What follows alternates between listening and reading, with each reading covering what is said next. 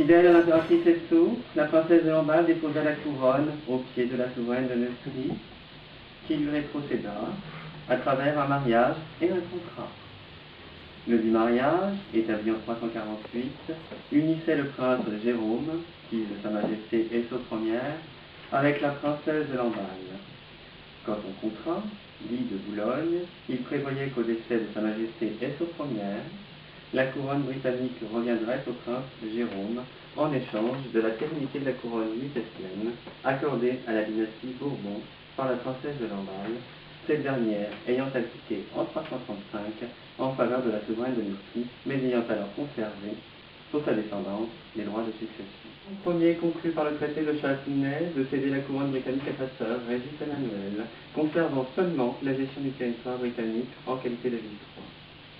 Cet accord fut préservé jusqu'au décès de Régis Emmanuel en 364. Jérôme récupérant son trône, comme entendu par le traité de Châtenay. La suite, nous est connue.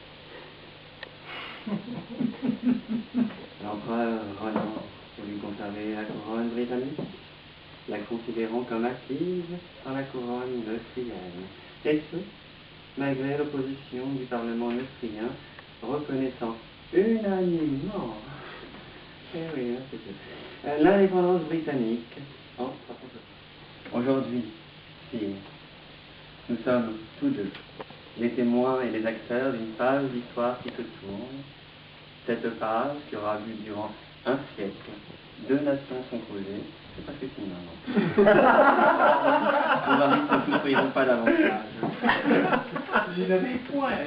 Qui aura vu durant un siècle deux nations s'opposer, marcher côte à côte, puis finalement unir leurs destinées en une histoire commune. Sire, au nom des Bourbons, au nom de l'Empire de Neustrie, nous tenons à dire vive le roi Jérôme II et vive l'Angleterre. Vive le roi, et vive l'Angleterre. Et vive la couronne.